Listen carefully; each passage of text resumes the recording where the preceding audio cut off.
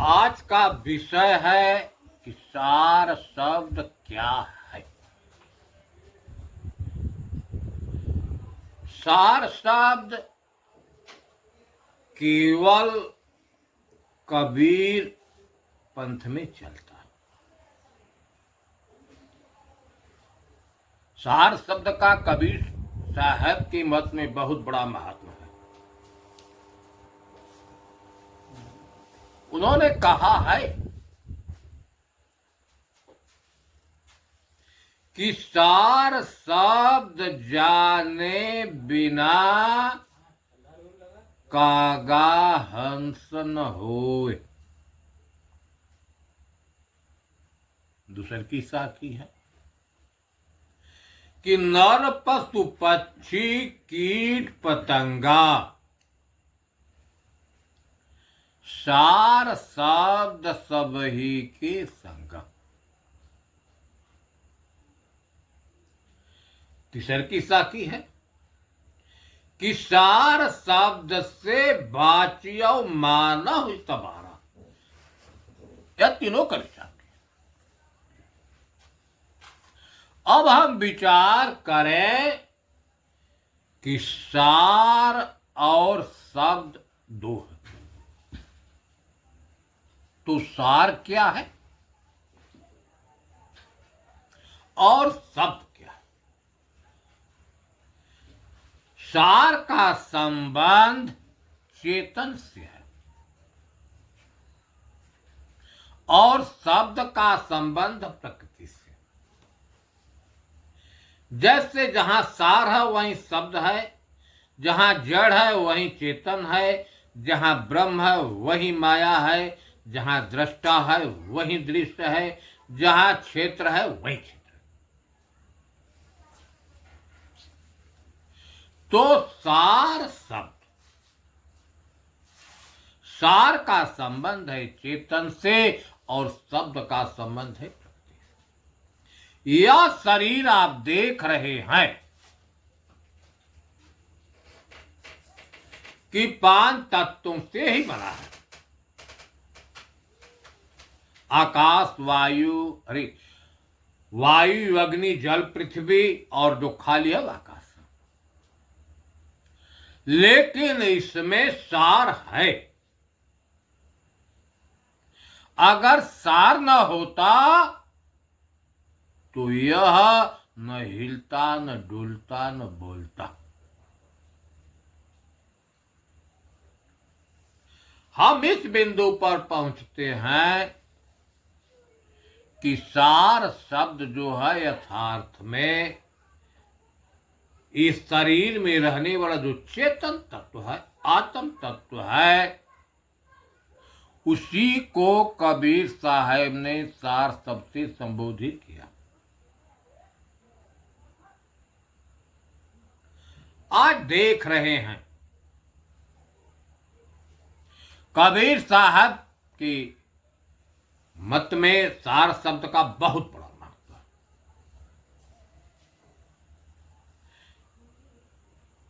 कुछ लोग ऐसे महापुरुष हैं जो कि अ को सार शब्द मानते हैं। कुछ लोग ऐसे हैं जो कि ओ को सार शब्द मानते हैं। कुछ लोग ऐसे हैं कि ओम को सार शब्द मानते हैं। कुछ लोग ओहम को सार शब्द मानते हैं और कुछ लोग सोहम को सार शब्द मानते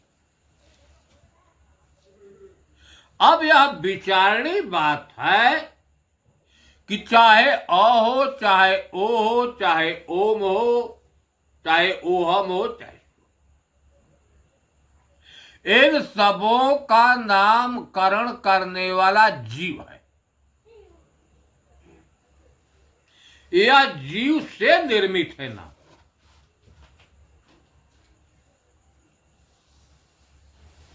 यथार्थ में यह कैसे सार हो सकता है?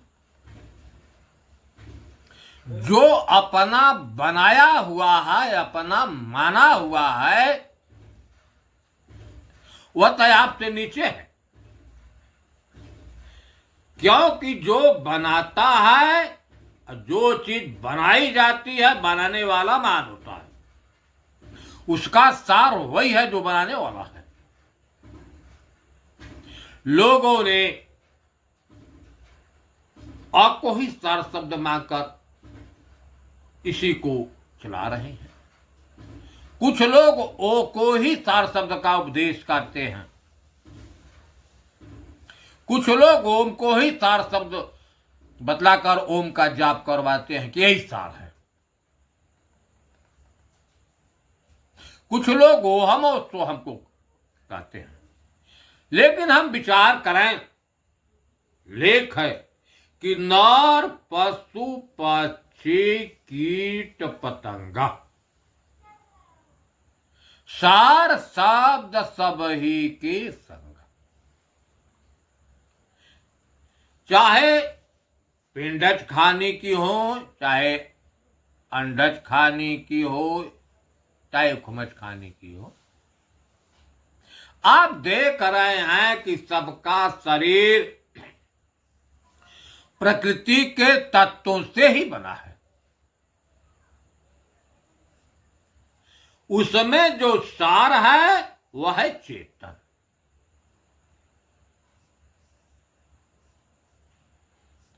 उसी चेतन को ही लोगों ने सार शब्द से संबोधन किया है।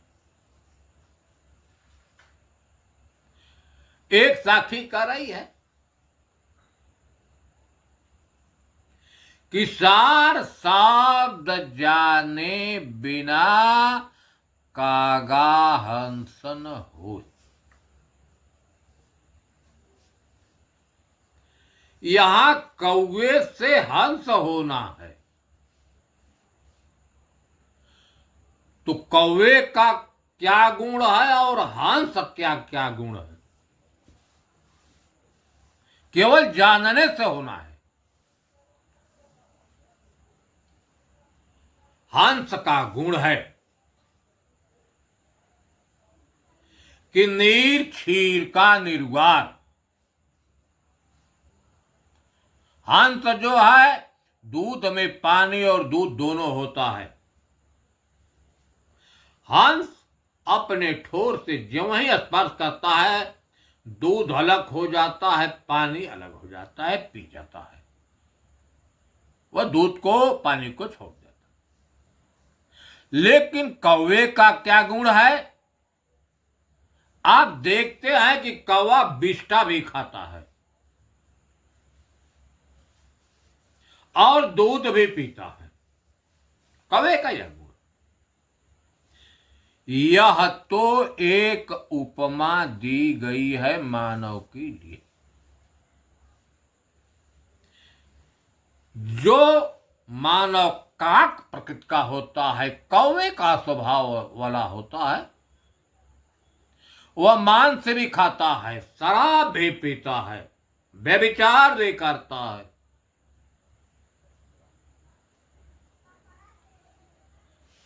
लेकिन क्या करता है? साधु समाज में भी जाता है, भजन भी करता है, भजन भी करता है, लेकिन मान, शराब, व्यभिचार, हिंसा सब कुछ करता है। ऐसे लोगों को काक की उपमा दी जाती है। जो सत असत का निर्वाह करके, क्या जड़ है क्या चेतन, क्या सत है क्या असत, इसका निर्वाह करके असत को छोड़कर सत में उसकी स्थिति हो जाती है, वह हंस। लेकिन सवाल है कि वह क्या सत है, क्या सार है, क्या शब्द है। जब जानेगा तब ना। सार है चेतन और शब्द का संबंध है प्रकृति। आप देख रहे हैं प्रकृति परिवर्तनशील है, नाश नहीं होती, इसमें परिवर्तन होता है, और सत्य जो है उसमें कभी परिवर्तन नहीं होता, वह शाश्वत नित्य ही है। आप देख रहे हैं कि यह शरीर जो है रज और वीर से बनी हुई है। इसकी रचना मां के गर्भ से हुई है।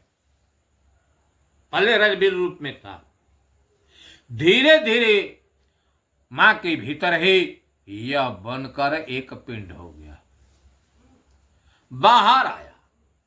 अब इसमें प्रतिक्षण आप देख रहे हैं कि परिवर्तन हो रहा है।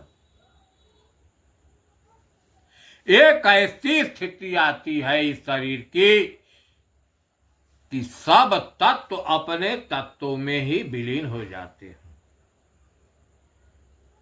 जब हमें इसका बोध हो जाएगा कि जो कुछ आंखों से दिखाई देती है वह माया है, जो सबको देखने वाला है, सबका साक्षी है, वह चेतन, तब न निर्वार करके वह काग्यवृत्ति छोड़कर हंस हो जाएगा। उसी को गीता में क्षेत्र और क्षेत्रज्ञ से नाम से कहा है।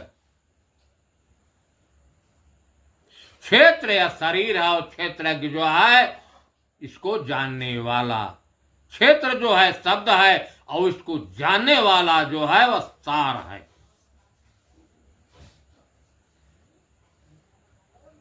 जब जानेगा तब निर्वार करेगा, नहीं जानेगा नहीं निर्वार करेगा। अब हम चल रहे हैं, कबीर साहब ने धर्मदास को क्या समझाया सार शब्द के बारे में।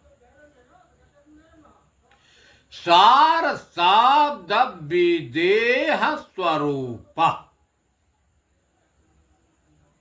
वही धर्मदास को कबीर साहब समझा रहे हैं कि ऐ धर्मदास, जिसको हम सार शब्द कहते हैं, बिना देह का अपना स्वरूप ही। उन्होंने देह शब्द का प्रयोग किया है। यह शरीर जो है पृथ्वी, अग्नि, वायु, जल के संयोग से है, और इसमें जो खाली आकाश था, इसको हम घर भी कहते हैं और शरीर भी कहते हैं। उन्होंने कहा कि जो सार शब्द है बिना देह का है, इस शरीर को हम देह कहते हैं, लेकिन इसमें है, बिना देह का है, वही अपना स्वरूप। लेकिन स्वरूप का लक्षण क्या है? अगर इसमें है जो अपना स्वरूप है, उसी को सार शब्द कहा गया है। तो अपना स्वरूप है क्या, उसका क्या लक्षण है? सर्वहु को जाने सो तो सर्वहु से न्यारा रहे, सोई निज रूप गुरु आत्मा लखा। जो सबको जानने वाला है, अर्थात सबको का मतलब इसमें मन है, चित्त है, बुद्धि है, अहंकार है, इंद्रियां, जो सबके गतिविधि को देख रहा है, जान रहा है, वही आत्म तत्व है, वही अपना स्वरूप है। सतगुण स्वयं स्वरूप आदि अंत गुण काल त्रय, पांच तत्व मिले स्थूल तदा प्रकाशित। कहा सतगुरु शब्द है, सत्य जो है ज्ञान स्वरूप है, सबको जानने वाला, वही अपना स्वरूप है।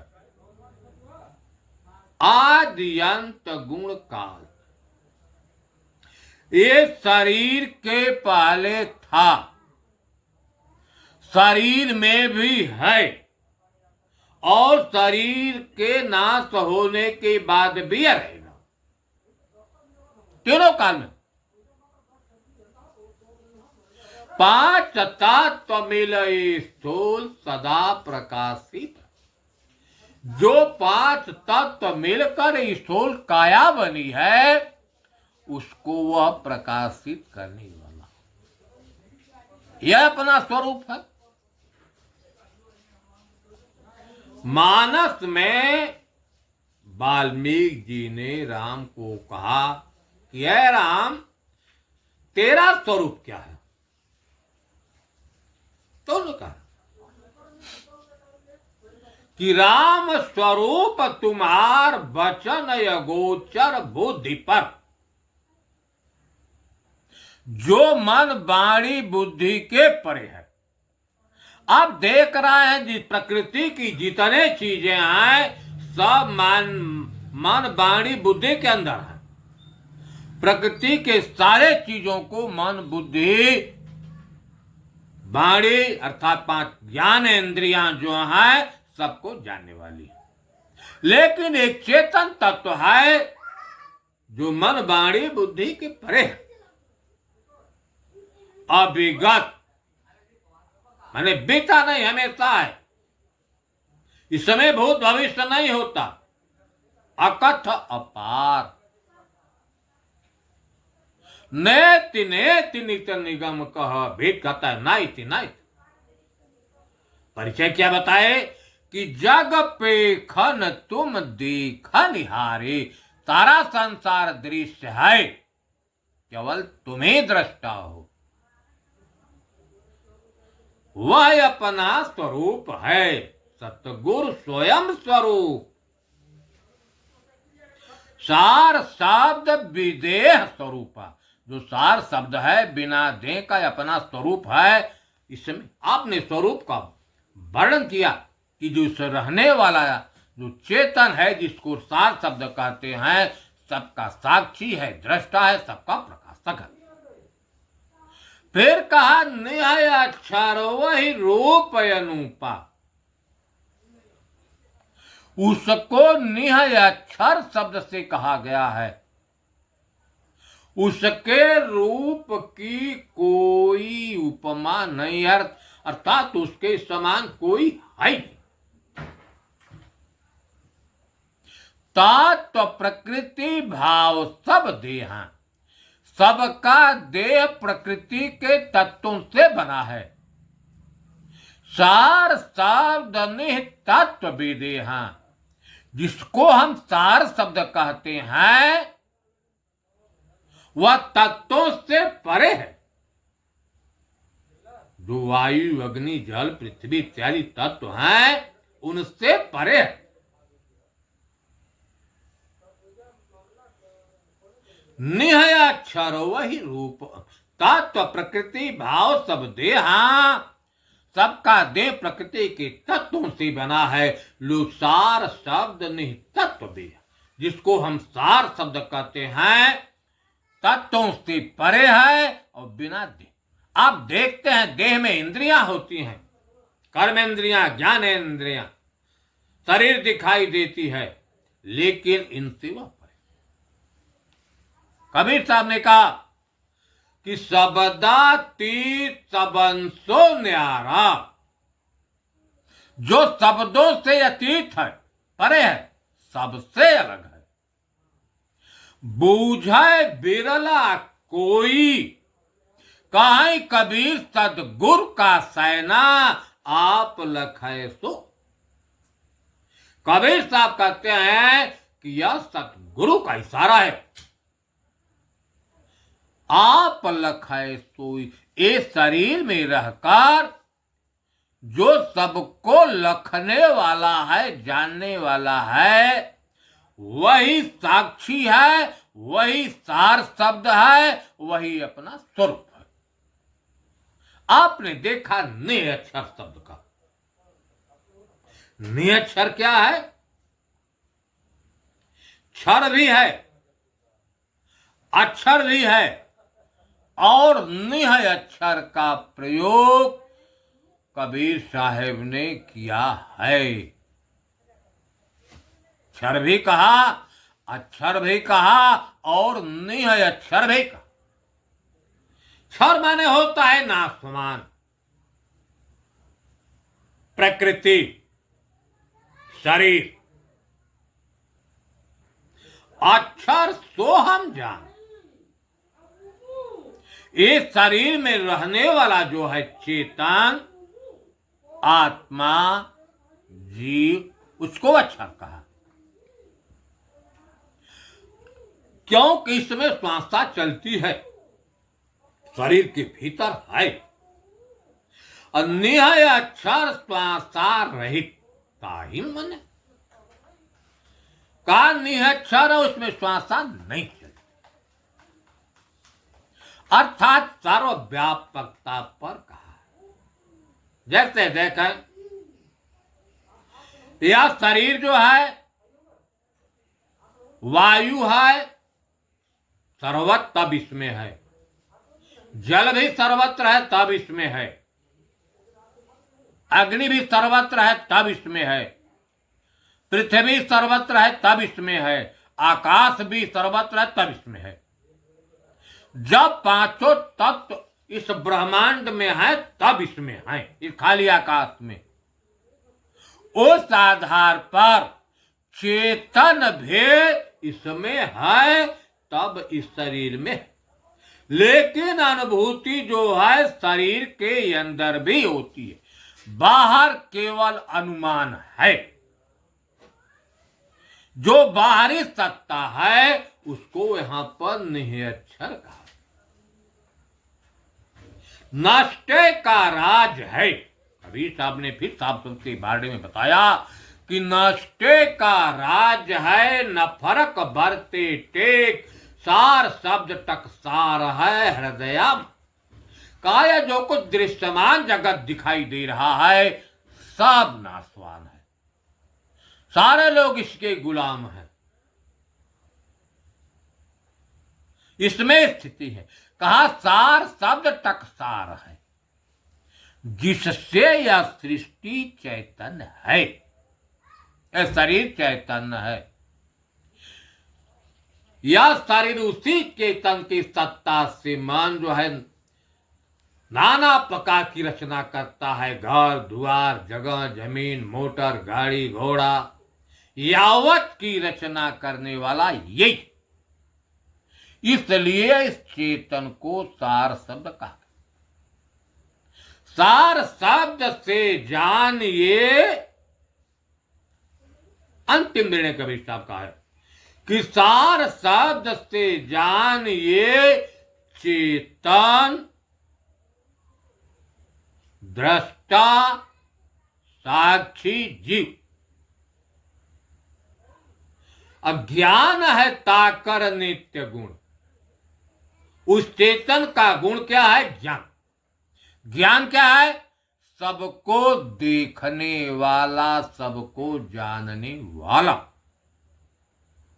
अघट घट में अनुभूत, उसकी अनुभूति घट घट में होती है, घट की बाहर अनुभूति नहीं होती।